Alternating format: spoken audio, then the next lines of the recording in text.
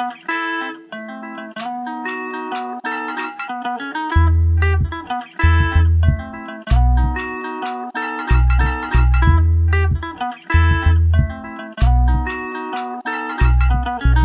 the podcast, hablemos de lo nuevo.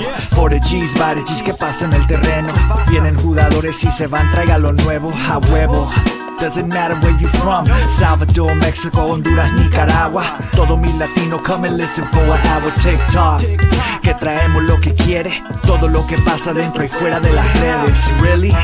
You don't know what it is. Reportamos con la lupa what we see at the digs. En las buenas y en las malas yo diré la verdad. Si cometen un error o tienen habilidad, la calidad del rival cuando viene a jugar. Facts. Yo no me muerdo la lengua. Got love for the crest in the city I came from. Los campeones de campeones y con copas mi race. No empezamos, empurgamos, soy la voz de LA One. Soy la voz de LA One. Love. Yeah.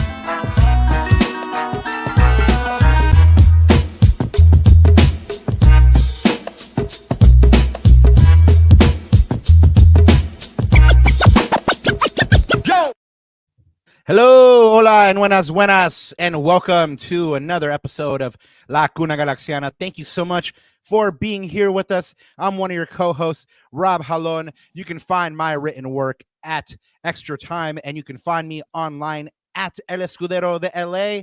Today, we're going to be previewing the LA Galaxy's next game, a home match against the Houston Dynamo on Saturday, May 25th, that will kick off the first of 4 of 5 home games.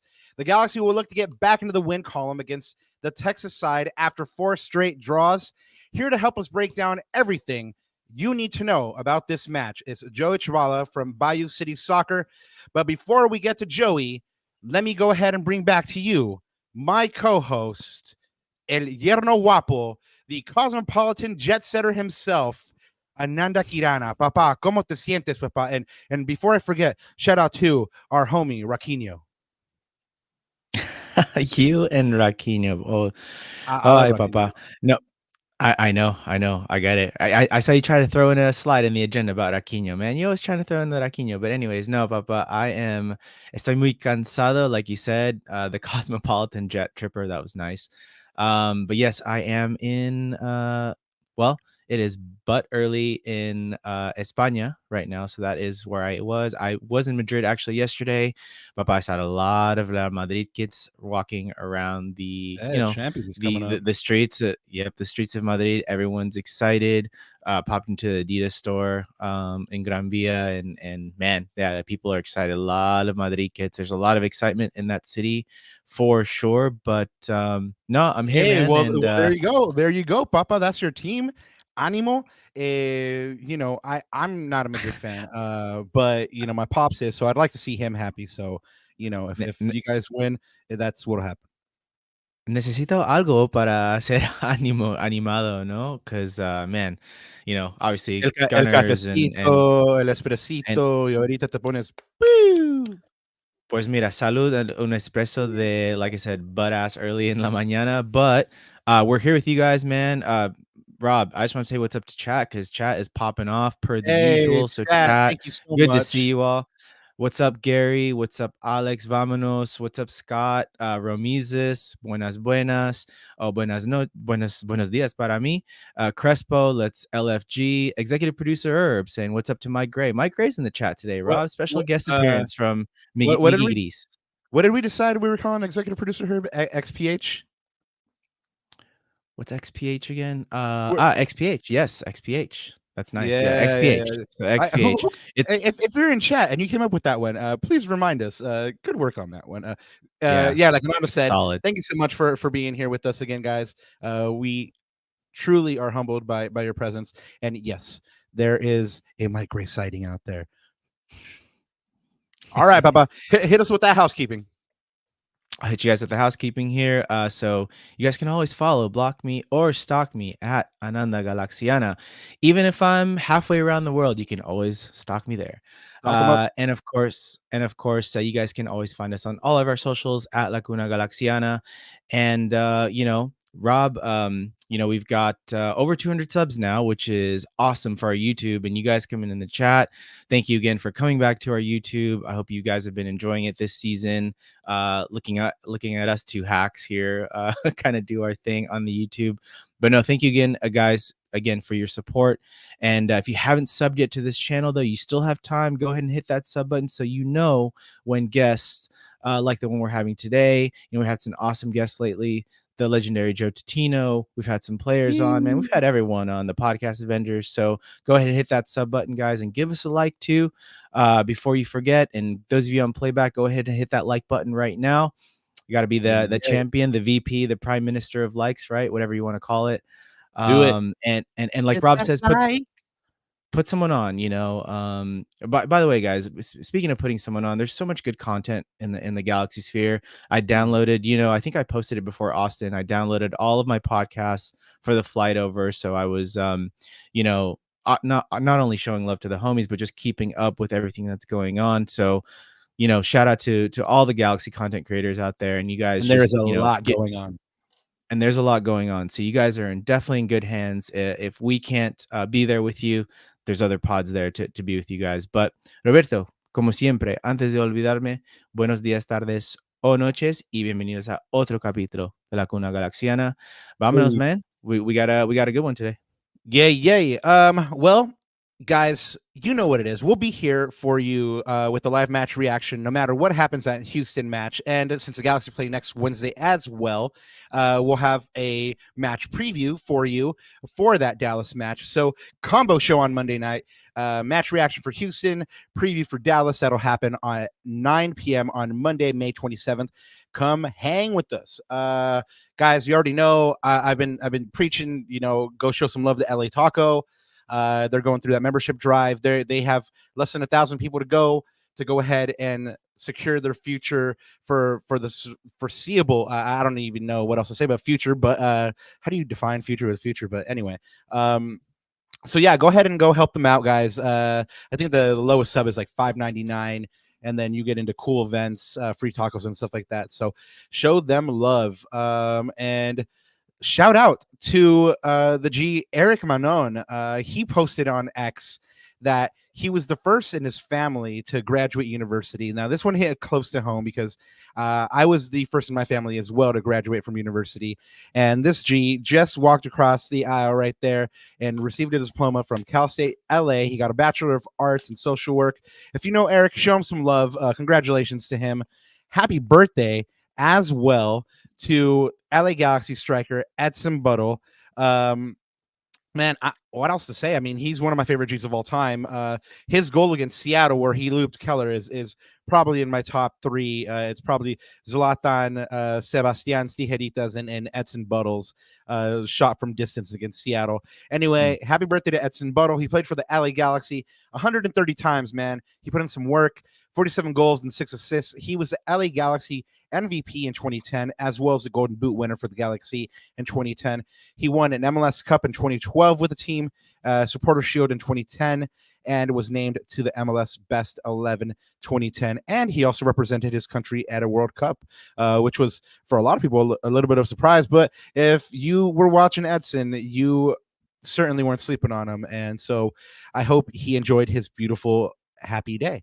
You know what, Rob? I can't wait to see him on the next series of Black Galaxy fans trading cards. Ooh, yeah! Shout out comments. Yep. Yeah, that'd be great. His dad named him Edson after obviously Pelé. So his dad was a soccer player as well. But yeah, man. Like I said, one of my favorites of all time. The Galaxy is doing some work out in their community, guys. They threw the Global View on Mental Health event on Wednesday, May 22nd. So yesterday, at the time of this recording. That was a panel with licensed clinical social worker Monica Reyes, who was there from the LA Unified Mental Health. You had defender Maya Yoshida, forward Miguel Berry, senior vice president of soccer and business operations and business development for AEG Sports and the Galaxy, Tom Braun. That's a mouthful. I wonder how he abbreviates that.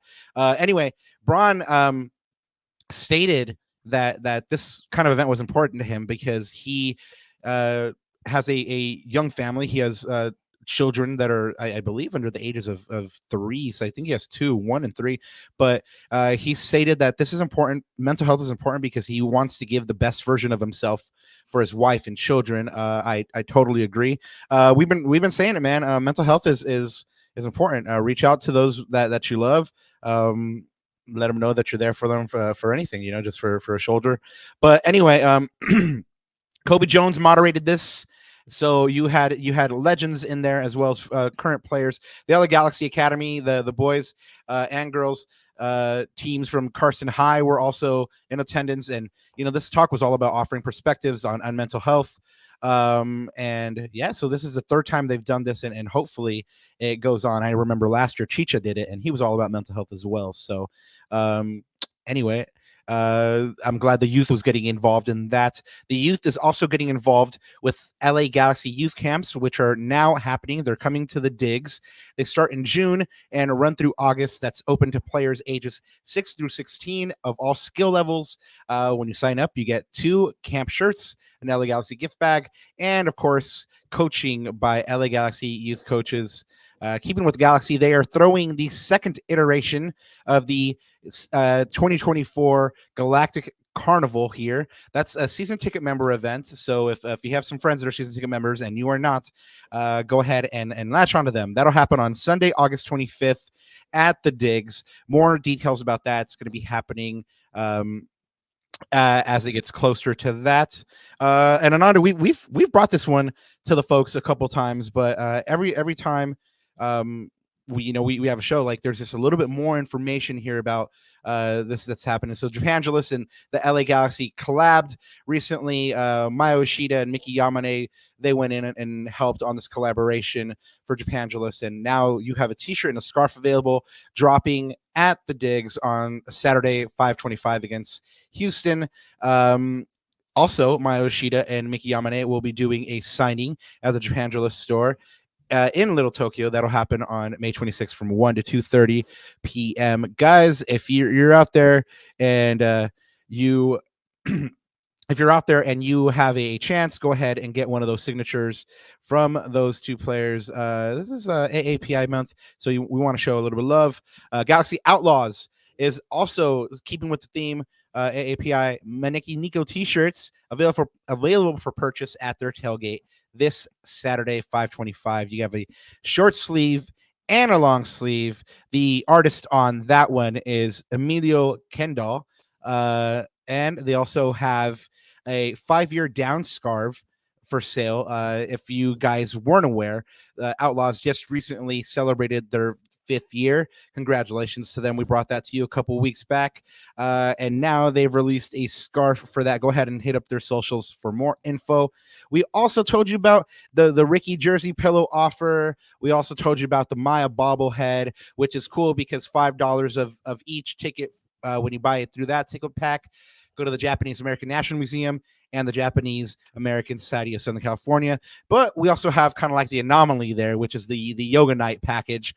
When you buy it through that ticket pack, you get a pregame yoga class by Yoga 6 Long Beach, and also a ball set, a yoga ball set that happens at 4:30 before the game. So if you're trying to get in on that, you got to get there a little bit early.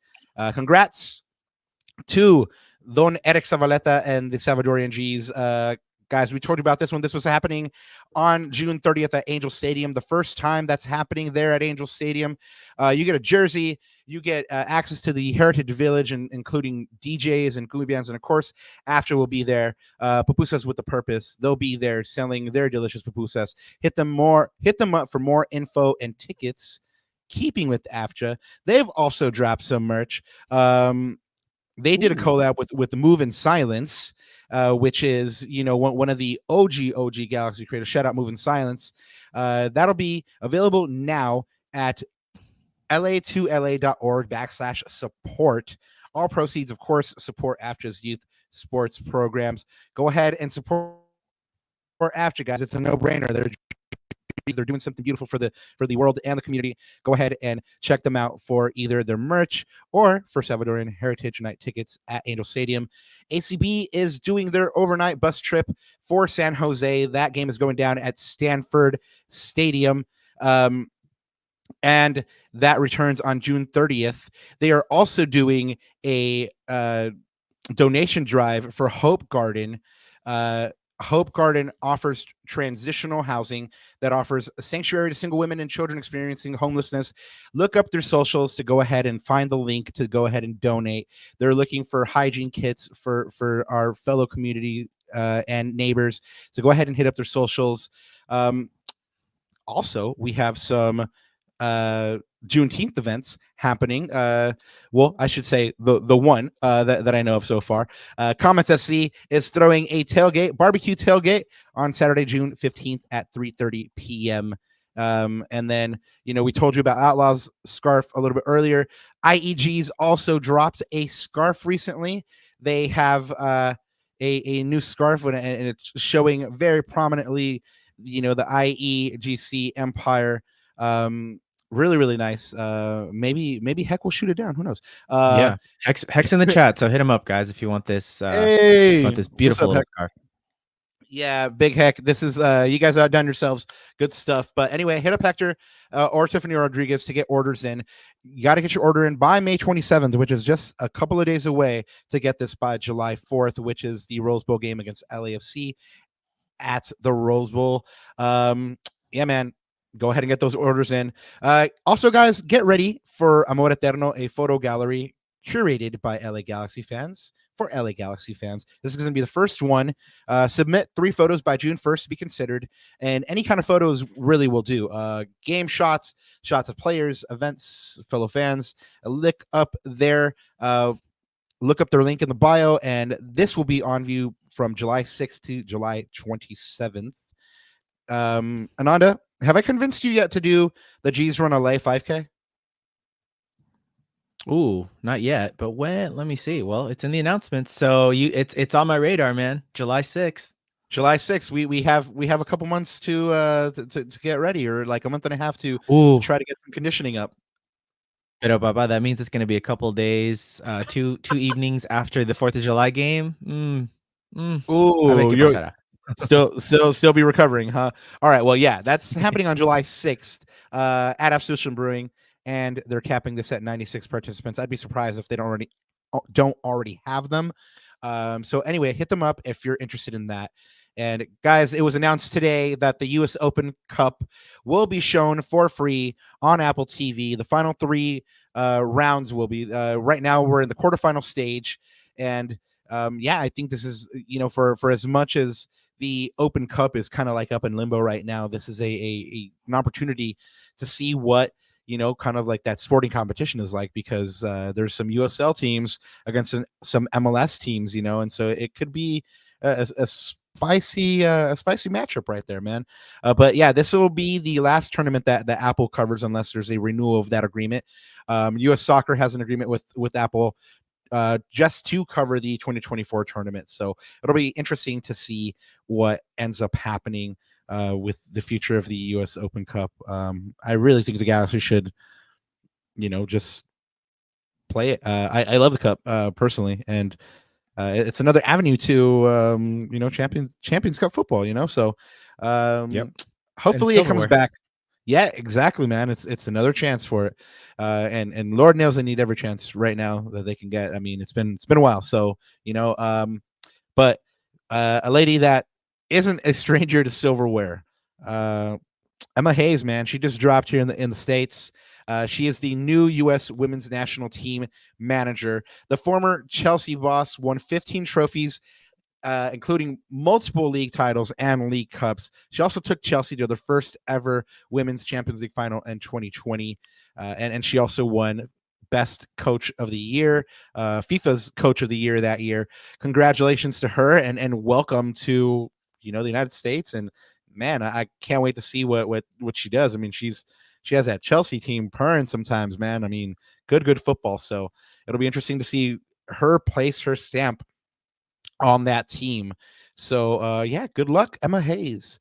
And now turning to VCFC, aka Galaxy 2. For those of you that still haven't made that transition, their next game is on Sunday, May 26th at 4 p.m. They play away at Vancouver Whitecaps 2. Their last game against Vancouver, VCFC won 2-1. That kind of went down the same way that the last game went down and Ananda. There was a goal by Gino Vivi and an own goal for a win.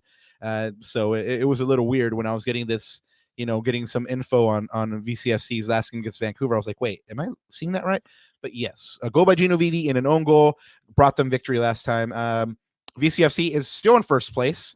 They have a 5-2-2 record, 19 points through 9 games, and they're ranked third in the power rankings. It's nice to see both the Galaxy and VCFC towards the top of their tables, and figuring prominently on the rankings.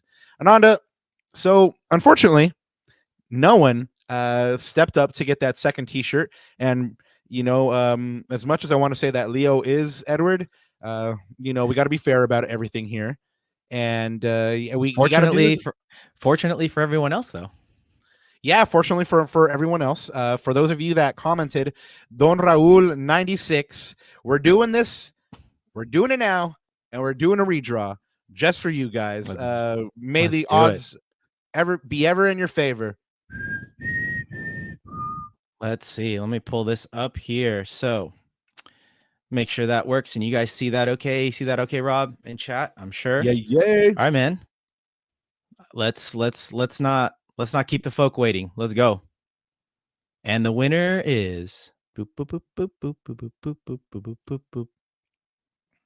Robert Darris 917. Ooh, any of you G's in the chat know who Robert Darris 917 is? Yeah, we want to know. Go ahead and let him know he won a free T-shirt. I mean, I was thinking about this earlier, Ananda. Like, is this the thing where like no one claims it for like months, and we just like do a draw every couple weeks because no one claims? That'd be it's just fun. It'll be like, hey guys, first one to meet us at halftime at the corner cantina. We'll give you exactly. Well, no, I hope somebody steps forward, because Little Apple already stepped forward, and I want to send out the shirt for him. So anyway, if you know Robert Darris 917, go ahead and let him know, guys. Well, moving on from that, there was a big rumor that was floating around recently, and it involved one of the young center backs that the Galaxy were developing, and it might seem like Markus Ferkranus is off to Australia. The 21-year-old, it's been reported out of Australia that he's on the move to Brisbane Roar on a free transfer. He does hold an Australian passport, so that probably makes things easier. I did speak to Greg about this today, and he said that, without commenting too much, and he said, this might be Will's thing, and I also let him know, like, this might be a Will question, but what can you say about this? He's and he gave me the Galaxy is always going to be looking to add to the roster to make it better, because I did ask him about the transfer rumors that were floating around out there as well.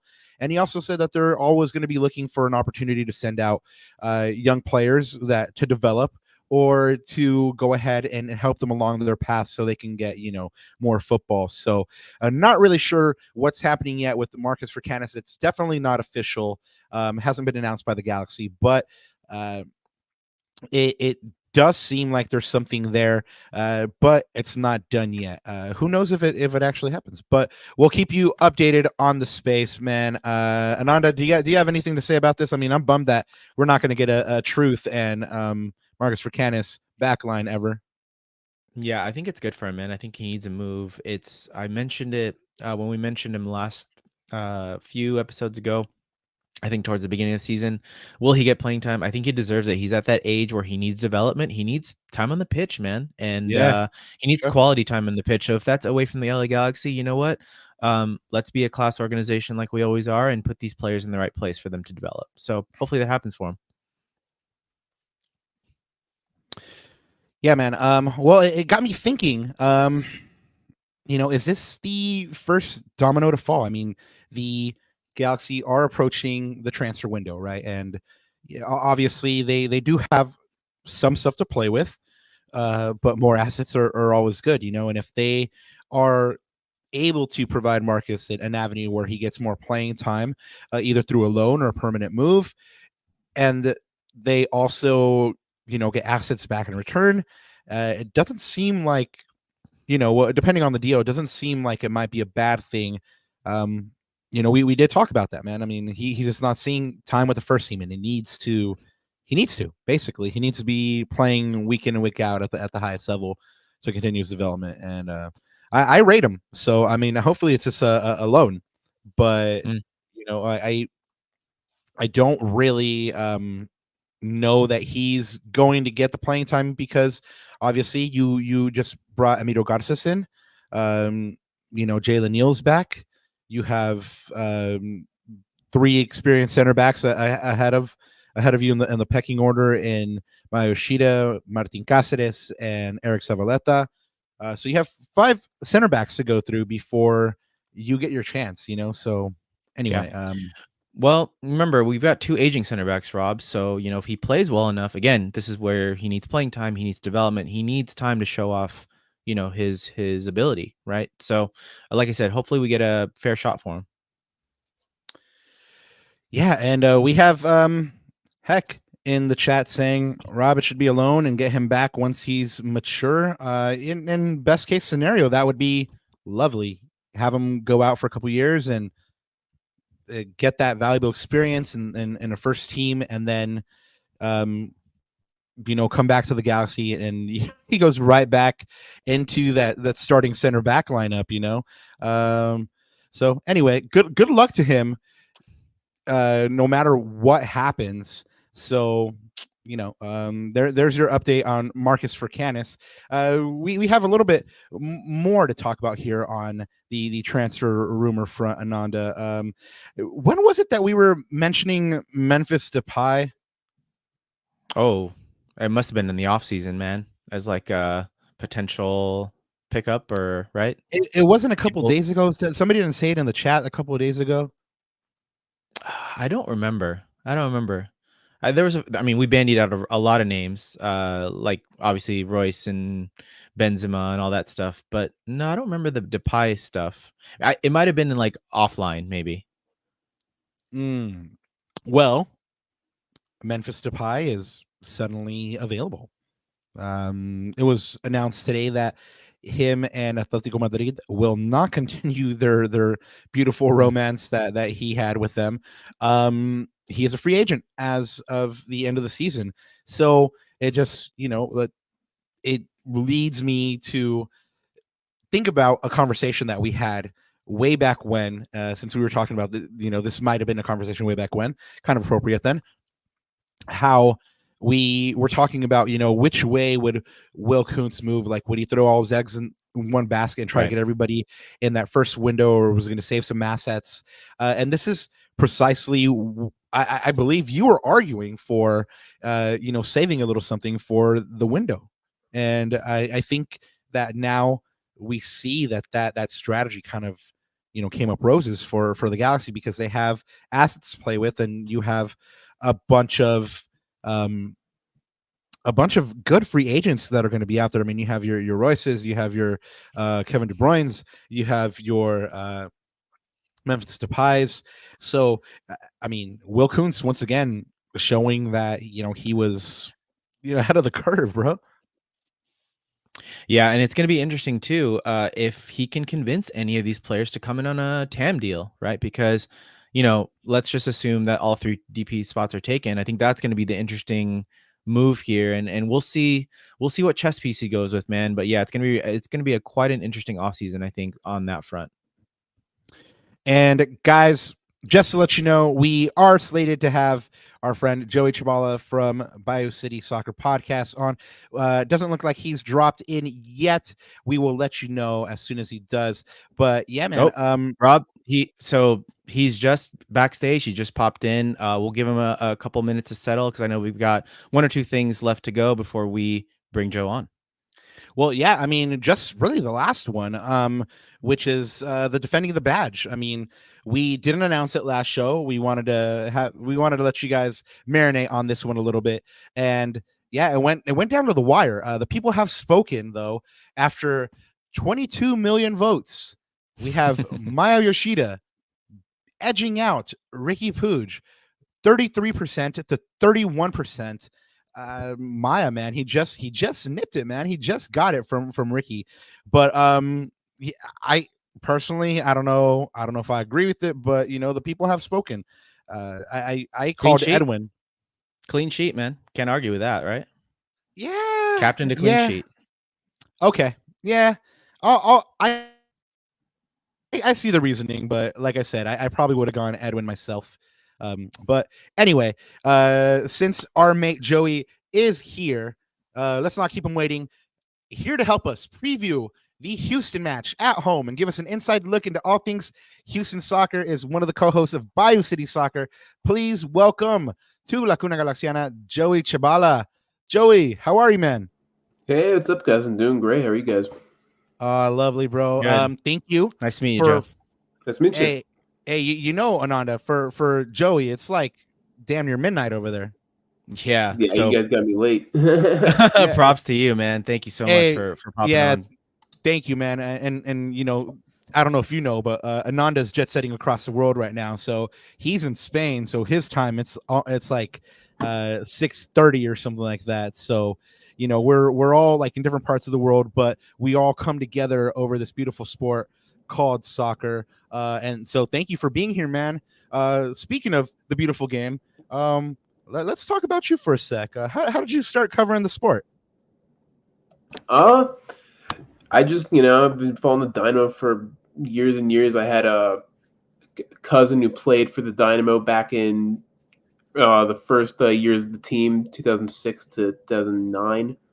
So that's how I got into the Dynamo. And man, I just, always tweeting about the team, watching every game, going on Discords and stuff, all just chatting about it. Just I met some of the guys from Bayou City Soccer. They liked me and said, hey, come write for us, come cover with us. So joined right in. Right on, man. When I was looking some stuff up, I saw that well, first off, let's talk about how the pod started, and then I'll ask you about the name change, because I saw that there was a name change along the way too. Yes. So that was when all the websites went down last year. We had our Dynamo Theory, and then we had to change the name. We had to rebrand completely as Bayou City Soccer when we became our own independent website. And that was probably the best thing we've ever done, because we've just been killing it as an independent, being able to do whatever the hell we want. It's been great. No editorial oversight now, right? Yep, You're just like, nothing. let's go. Right on, man. So I know that perhaps the team isn't Houston isn't where you would want them to be right now, but last year they won some silverware. What was that experience like? Tell me about that, and what Matchday was like, and the feeling there for all those in Houston that were excited to win. Man, it was magical. I mean, for this team, it was since 2017 since they even made the playoffs. So, and then 2018 was the last time they won a trophy, which was the Open Cup for the first time they won it. So that's a lot of years. That's 5 years since a trophy, 6 years since the playoffs. And man, just to get back to winning ways, it's such an incredible feeling. Because you guys know, before that we were pretty successful. 2011, 2012, and y'all knocked us out of the MLS Cup final, and then 6 years before that, winning back-to-back MLS Cups. So Houston's a team that's supposed to be good historically, and then to go 6-7 years can't even make the playoffs. It's embarrassing, So yeah, just getting back to it felt so good, and we thank Ben Olsen, we thank Pat Onstead for putting together this really, really good team that they got at this point. That's a little stretched right now with injuries, but it's been great. It's been a great ride. Oh yeah, for sure. We'll talk to you about some injuries here in a moment when we get into like match preview proper. It's interesting that you were talking about that stretch when nothing really happened for 6 or 7 years, and I was thinking back on that period for Houston, and I remember that James Harden actually became one of the owners, and I really thought that was going to be like the turnaround for Houston. Why do you think like nothing happened with that? I mean, do you think it was just kind of like an investment kind of thing, not really like invested in the team, or what went down? Yeah, I think it was just an investment more than him really being dedicated to the team. I think he saw it as cool opportunity. Just he says he owns the Dynamo. He wears the jersey to pre-games and stuff. I think that's really what it was, because he's not been super active as an owner. Well, I ask all our guests, right, and it's kind of fitting right now because Ananda has a European team club kit on. He supports the Gunners, and so do you have a favorite European team that you support? Gunners as well. Man, not you too, bro. Come on, look at that, man. Come on, bro. Well, so Joe, I know this is a MLS podcast, but just as an Arsenal fan, man, how gut-wrenching was this season and the way it ended? Oh man, I don't know if I want to say it was super gut-wrenching, because I kind of expected it. I mean, I was thinking from December, November that's how it was going to end, because that's how it ended last year. I mean, Manchester City, they're just so inevitable. But man, Arsenal gave it their best shot. It really, they lost one game in the last like 18, 19 games, and he still didn't win the title. Yep. It kind of is what it is. We know what Man City do. Their Pep's just incredible. They have their 115 charges as well. So we'll take their accomplishments with a grain of salt. But look, you got to throw that in there. It's 115 charges, and you're gonna tell me not one is true? And you got to remember that this man Pep said that, even if one was true, he would quit. He would resign. Because he would feel like the club betrayed him. So I just really don't see one of the 115 not being true. But yeah, you're right. And Man City's like Thanos, man. They're inevitable. They just have an embarrassment of riches. I mean, their bench costs more than a lot of Premier League sides. So, but people that hears kind of put these buts and ifs on will be like, oh, they're just sour because their teams are. I'm a United fan, man, and so it hurts to see that blue side do well. But hopefully we can take them in the FA Cup final. Probably not, but but let's get back to some MLS soccer here. And real quick before I do, thank you so much, Big Heck. Yes, it will be on display, and we appreciate you so much. I don't know if you saw that, Ananda. Big Heck is sending us a scarf so we can display proudly. And it's amazing. Thanks, man. Yeah, amazing. Heck, I'll have it in my wall for sure. Guys, if you have any questions for Joey about Houston and their game, go ahead and shoot them in the chat. Let's look at where these teams are right now through 14 matches. The Galaxy is 5-2-7 with 23 goals for, 19 against, way too many. 22 points is where they are right now. They are fourth place in the Western Conference. They are tied with Austin, who's on third, but Austin is just edges them out for a goal difference, and they are ninth in the Supporter Shield standings right now, tied seventh with Austin and Toronto. 9 points back from Miami with the game in hand. They are averaging 1.57 points per game.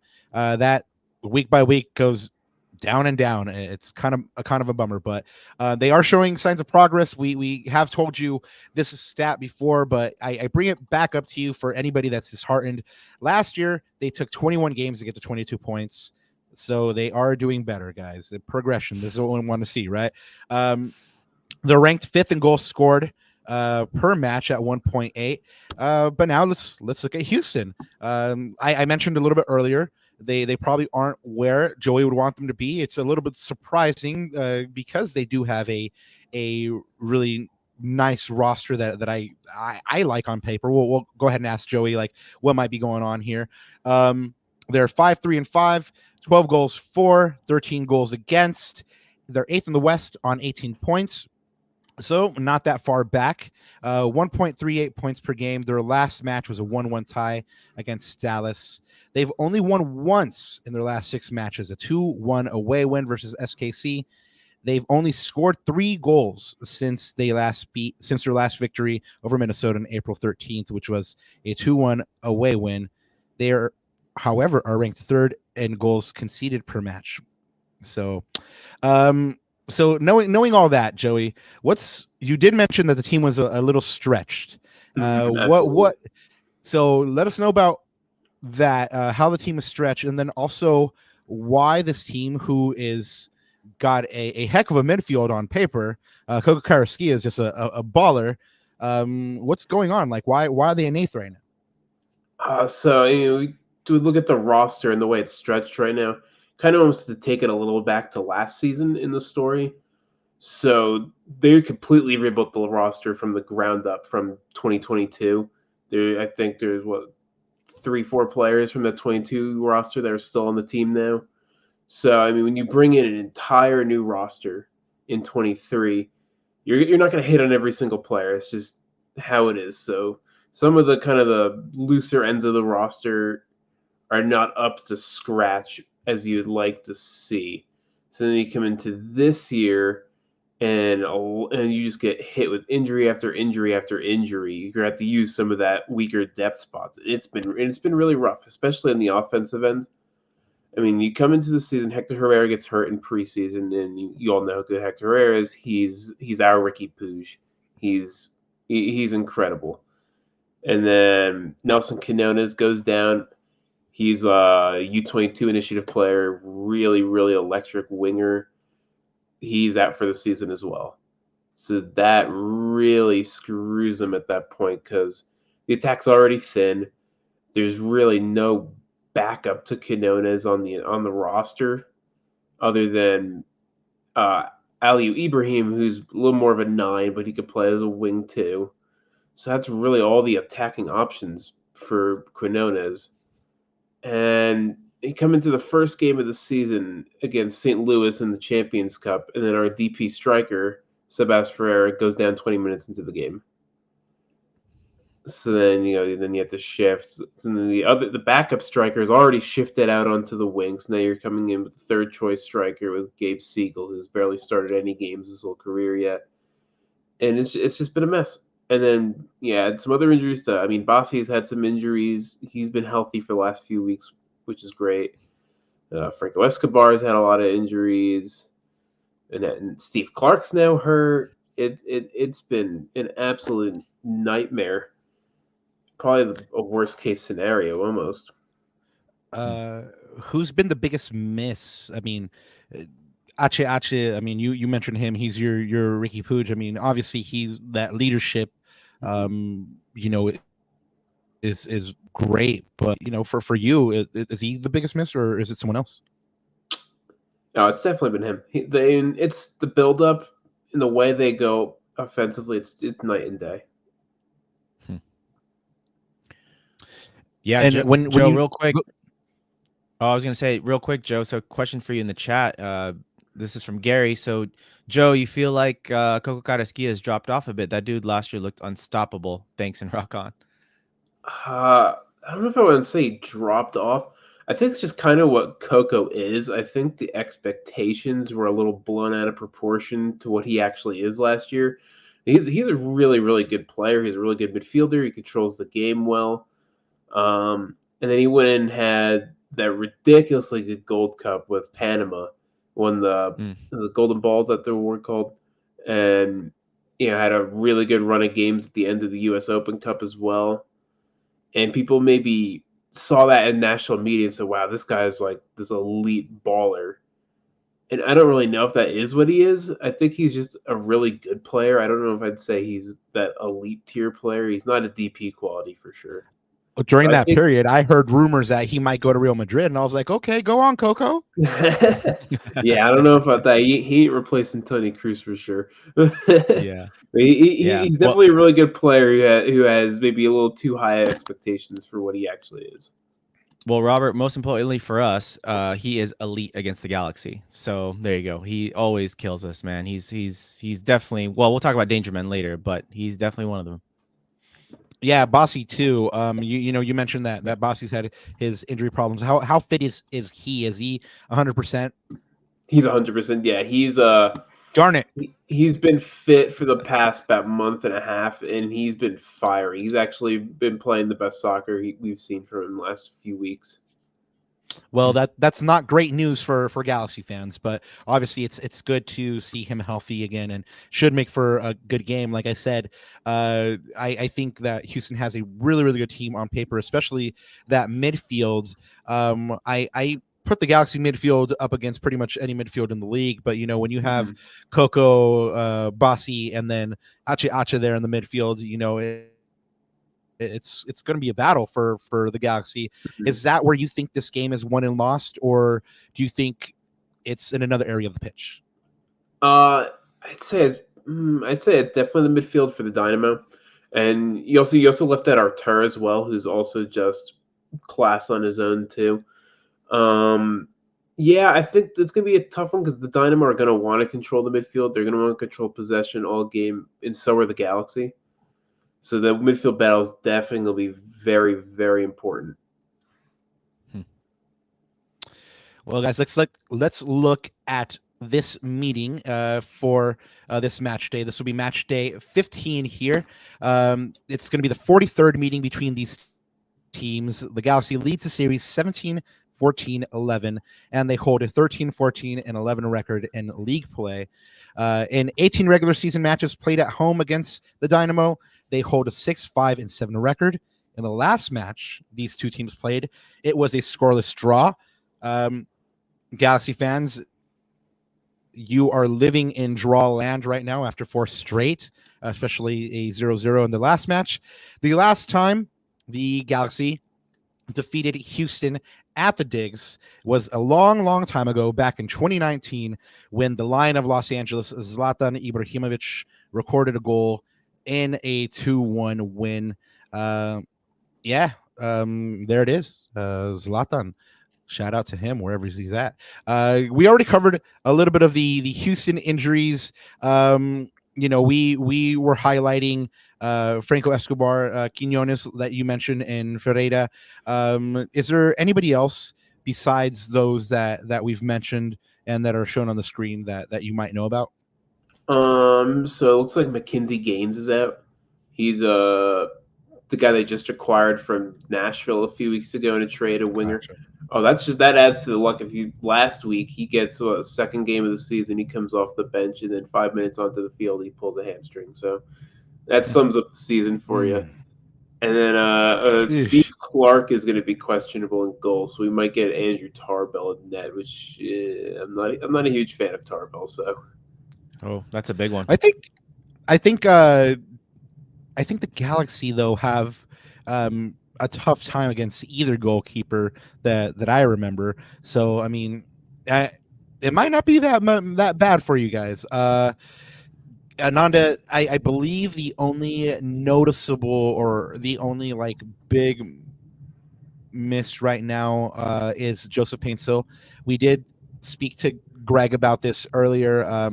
Damien Calhoun asked him, what the timetable was on that, and he said that he definitely won't be available. He's questionable for Chicago. That's in a couple of weeks, but that's questionable. It's more likely that he'll go ahead and miss those games through Chicago, through the break, and then come back fresh and ready to go. He really stressed that they're really hoping to have him fresh for the rest of the season. So taking all those injuries into consideration, guys, let's go ahead and look up some starting lineups. Who do you see starting in this one for Houston, Joey? I don't see it deviating too much from this lineup. So Clark may not be there. We're probably going to get clarity on what Steve Clark's situation is tomorrow. He got a knee in the face by our own player last week. So if he plays, or probably have some sort of mask on or something. Friendly fire. Yeah, it was bad. That was a nasty collision. Oh, man. Center backs, Mikhail Sviatchenko shouldn't be changed. Griffin Dorsey should be playing right back.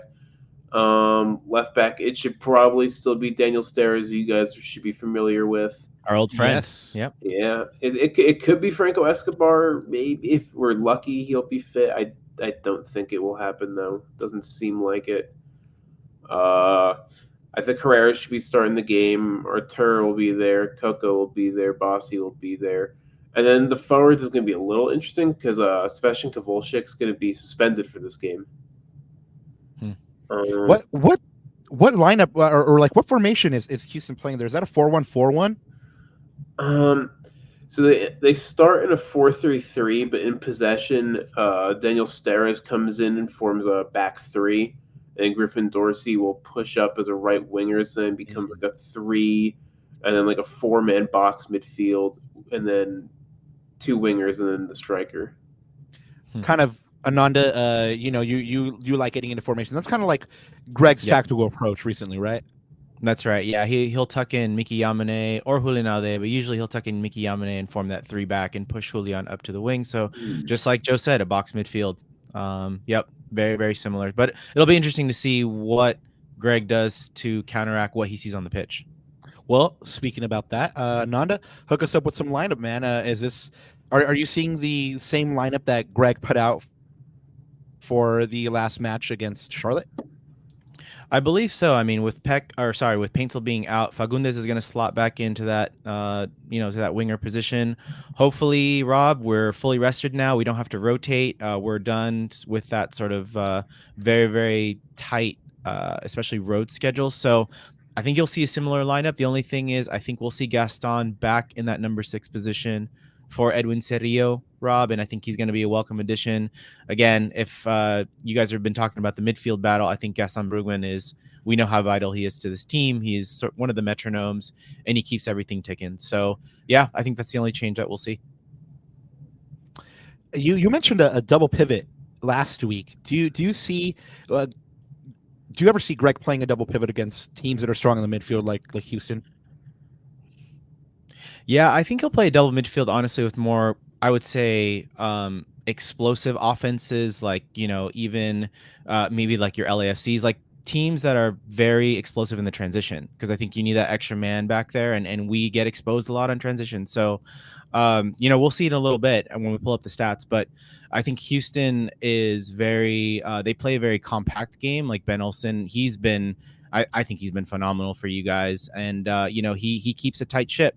I don't know if he's, maybe we'll see something very similar to the Charlotte game we played last week, Rob, but I think Houston on paper has much more quality, and I think much more ways to attack us than Charlotte, if you ask me. Joey, more goals given up than goals scored. Is that a product of being so thin across the lineup and losing that DP striker? Yeah, absolutely. I mean, they just don't have any sort of presence in the box at this moment. They've been playing Sebastian Kowalczyk at striker and then Gabe Siegel at striker. They've been leaning more for Sebastian Kowalczyk lately because he's just a better player. He's not a striker. He's more of an 8. He's more of those really like hardworking 8s, and they got him just playing striker, just really high pressing, dropping a little deep in possession, trying to make a little bit, but there's no one really to make to, so he kind of just is a bit of a ghost. And then Ibrahim Aliou will drift in from the wing and will try to take up some positions you'd want your 9 in.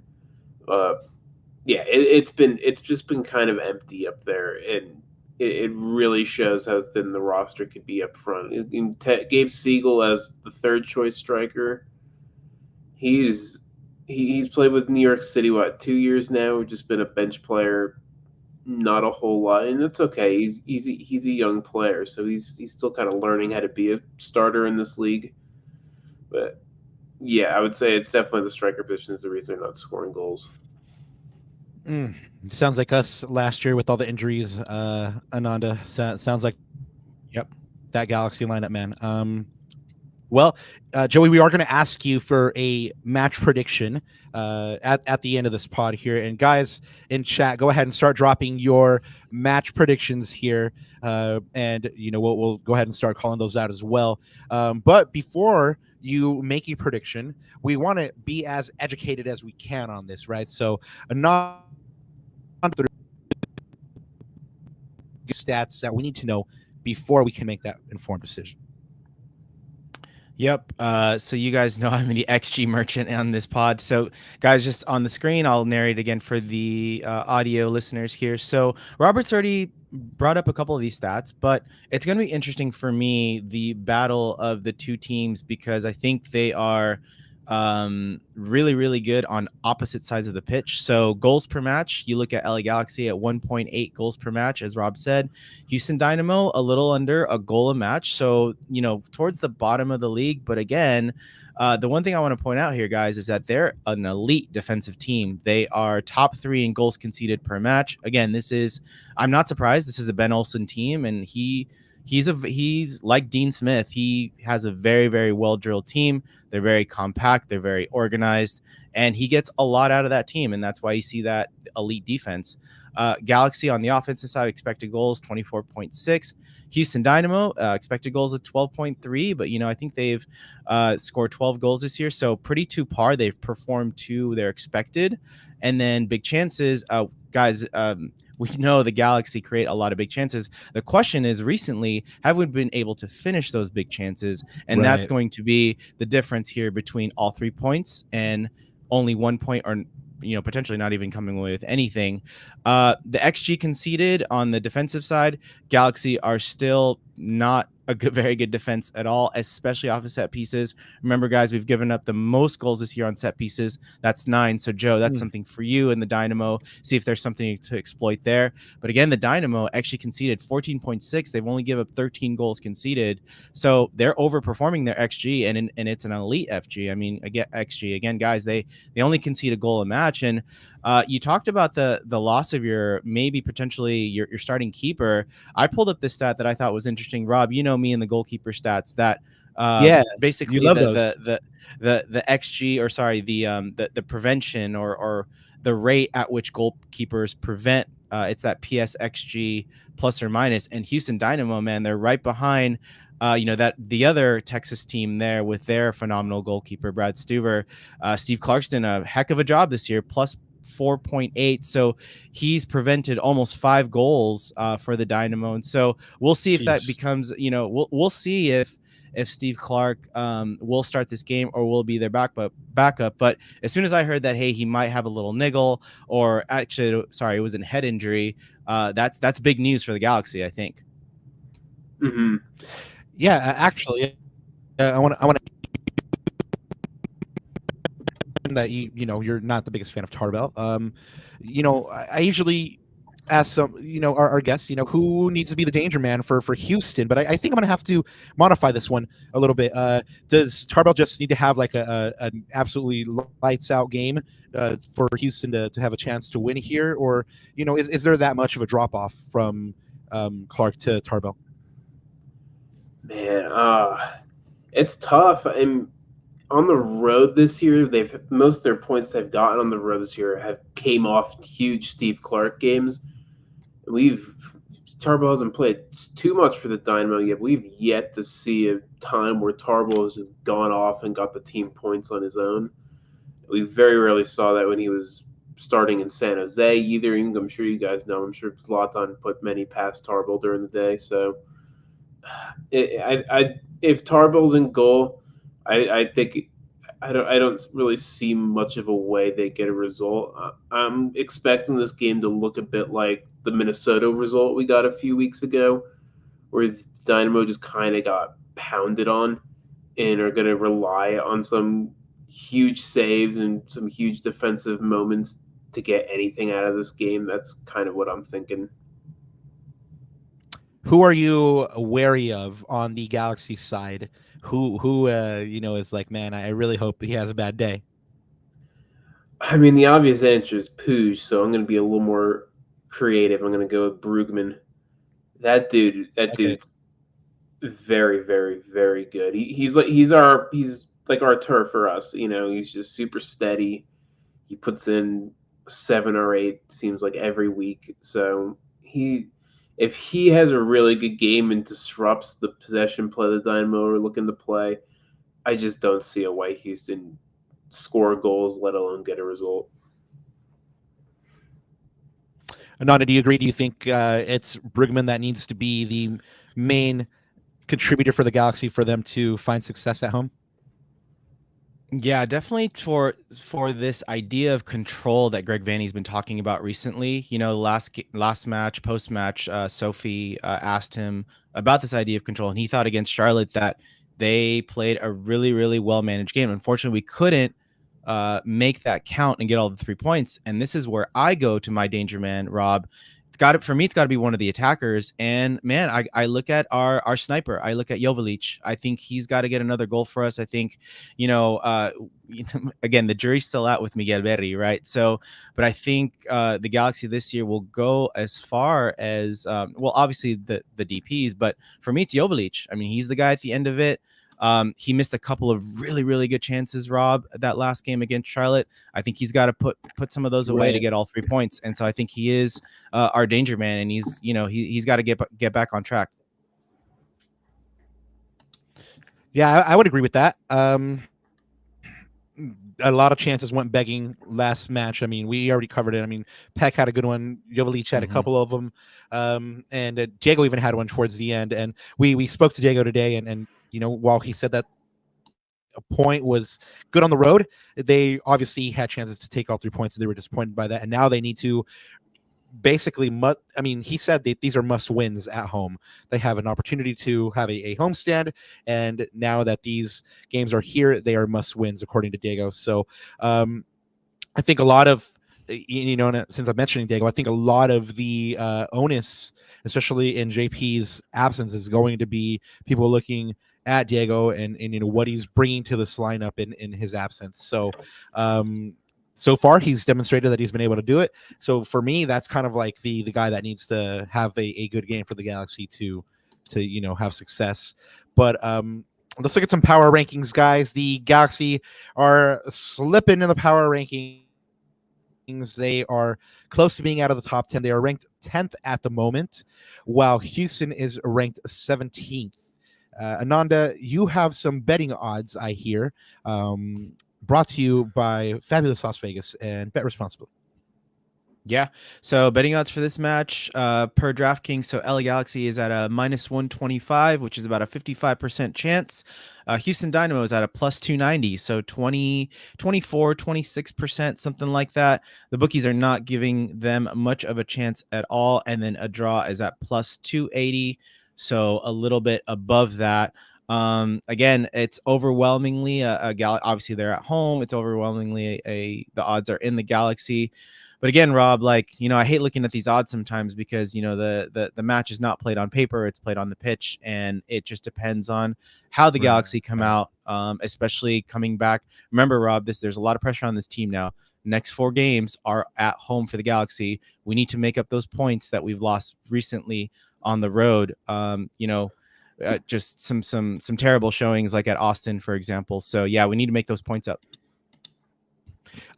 Correction, it's 2, then 1 on the road, break, and then 2 more at home. 4 out of the next 5 at home. 4 out of 5 are at home. Right. Yeah, 4 out of the next 5 are at home. Joey, we've come to the time where you must put it all on the line and put a prediction out there. And of course, everyone's going to hold you to this so strictly. And no, I'm just playing it. But yeah, if you would be so kind as to give us your game chat predictions, and then we'll go ahead and get some of these chat predictions displayed here as well. Who do you got in this one? I think all the signs point to a boring, ugly draw. That's what I'm thinking. I'm gonna go with a 1-1 draw, with the assumption that Steve Clark plays. I think if Steve Clark does not play, I think you guys might smash us 3-1. Well, we do have a 3-1 in the chat. This one is by Big Heck. He says, I'm going for it. Galaxy 3-1. Galaxy will finally break through and kick some butt at home. I won't say the word heck because this is a family show. So Gary Cambrone says 2-1. We give up a late goal. Does that mean 2-1 in favor of Houston? Or 2-1, I think in the favor of the Galaxy. Yeah, Galaxy 2-0. Okay. We're cruising, and then we just give up a late one. Consolation. Yeah. I would be shocked if the Dynamo do end up winning somehow. If they score multiple goals, if the Dynamo are going to win this game, it would probably be a 1-0. And Yeah, it's that's not out of the realm of possibility. The Galaxy, like I just mentioned, they went to Charlotte, got a 0-0. They had chances to win, didn't put them away. So it's not unfeasible there. Ramizes has a prediction as well. He's throwing up a 2-1. Ananda, te toca. Let's go, bro. It's tu turno, papa. Well, I think Joe brought up a really good point, and that's where I'm going to go too, which is the Steve Clark thing. Because I think as soon as I heard that, my ears perked up. So I'm going to go very, very similar to Joe. I think if Steve Clark plays, I think there might be a draw in this one, Rob. Steve Clark I think he's an excellent keeper. And like I said, Houston is a very organized team. They're hard to break down. And so it'll be interesting if the game state is still 0-0. We have all these chances. Like think about Charlotte, think about some of these other games, right? And all of a sudden, Houston hits us on a counter. Mimbasi or we know Coco Karaski is danger. We've seen that a lot with this Galaxy team, right? Like we're knocking on the door, and it doesn't happen, and we give up the goal the other way. So transition defense. Steve Clark makes a couple huge saves. We've seen, phenomenal goalkeeping performances against the Galaxy this season. So yeah, I think it is going to be a 1-1 draw if Steve Clark plays. If he doesn't, I'm with Joe. I think a 2-0, 3-0 is on the cards. I'm going to go best case scenario for the Galaxy. Steve Clark does not play. And yes, I am calling a 3-0. They need to go off. I mean, they need to set the standard for this home stretch. And I believe they're going to do it. The stats are supporting the Galaxy, making the chances, and I believe that this time they will put them away. They're going to go up against a tough defense, but they're going to be helped out by Clark's absence. And yeah, man, I think they're going to put it all together. We spoke last pod about them not being able to put the defense, when they have a good defensive performance, together with a good offensive performance. I think they're going to put it together, get that shutout, get the goals, and bring a victory to LA in their first match of this homestand. So that's me, man. I'm just gonna put it all out there. 3-0.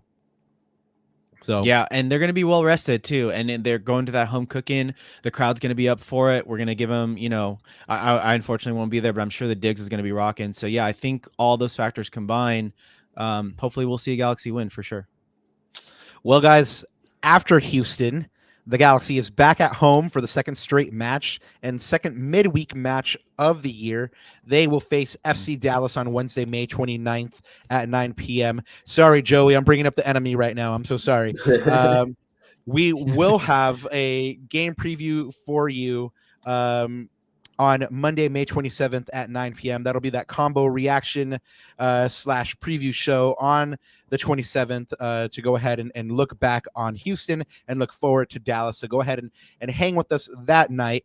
We want to say thank you to our guest, Joey Chabala, for being here with us. Joey, before we let you go ahead and put people on. Where can they find you? Where can they find the pod? And shout out to all your mates from Bayou City as well, man. Thank you so much for connecting and sending your boy Joey out here. Absolutely. Thank you guys so much for having me. So you can find all of our stuff over on BayouCitySoccer.net. That'll have all of our articles, our podcast information, and then you can also give us a follow on Twitter at Bayou City Soccer. And then for me on my personal, that'd be Joe Chabala 10. That I usually just post more about the Dynamo as well, and I'll talk about Arsenal and just other general soccer stuff. Oh, there you go. You got a sub in me. I'll be there for the Houston, but not for the Gunner stuff. Yeah, there you go, Rob. No, but thank you, Joe. Again, thank you for staying on for 90 minutes plus injury time. I know our time zones are a little mixed up here, even for me. So, but thank you so much. And chat, hopefully, Joe did an awesome job breaking down what we should expect from this week's game, especially with our opponent. So thank you again for coming on. I appreciate you guys so much for having me. Ananda, anything else to add, Ananda, before we get on out of here?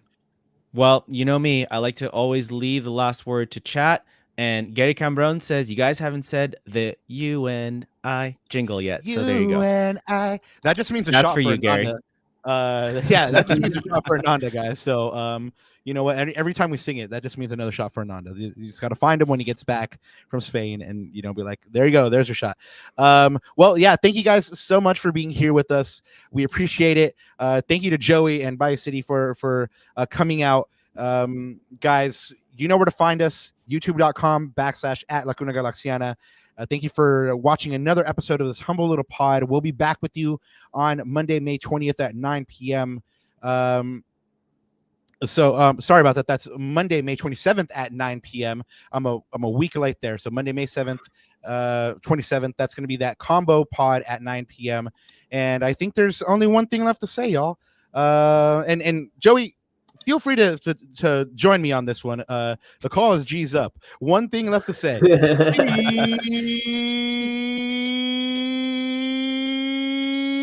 G's up. Thanks, y'all.